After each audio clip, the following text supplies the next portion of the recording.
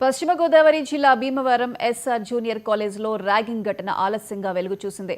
Inter first year విద్యార్థిపై second year విద్యార్థులు దాడి చేశారని విద్యార్థి తల్లిదండ్రులు కళాశాల వద్ద ఆందోళన చేశారు. దాంతో కళాశాల యాజమాన్యం విద్యార్థి తల్లిదండ్రుల మధ్య కొద్దిసేపు వాగ్వాదం జరిగింది. ఈ వివాదానికి కారణమైన 5 విద్యార్థులను యాజమాన్యం 10 రోజుల పాటు సస్పెండ్ చేసింది.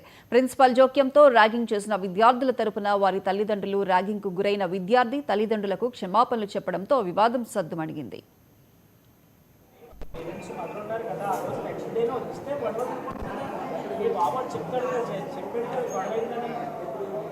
ఇప్పుడు సార్ అది చిన్న విషయం, సోమవారం జరిగింది, మంగళవారం నాడు చెప్పాడు కదా సార్. సోమవారం చెప్పాడు కదా, ఇంటికి వచ్చిన తర్వాత మరి మంగళవారం రావాలి కదా సార్. మీరే మీ పేరెంట్ రావాలి. నేను హైదరాబాద్ లో ఉన్నాను, మీరు ఎందుకు చెప్తారు?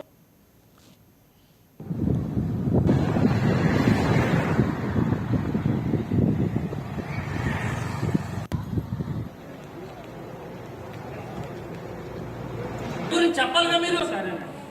నేనేదో హైదరాబాద్ లో ఉన్నాను, అలాగే కబుర్లు చెప్తారంటే నా బిడ్డకి ఏమైందని అడుగుతుంటే చెప్పలేదు. భరోసా ఇవ్వరా? అది తప్పు అడుగుతారంటే దాన్ని తప్పు అంటారంటే కదండి. వాళ్ళ పేరెంట్స్ మదర్ ఉన్నారు కదా, ఆ రోజు నెక్స్ట్ డేనే వస్తే గొడవ ఈ బాబు చెప్తాడు చెప్పాడు గొడవైందని.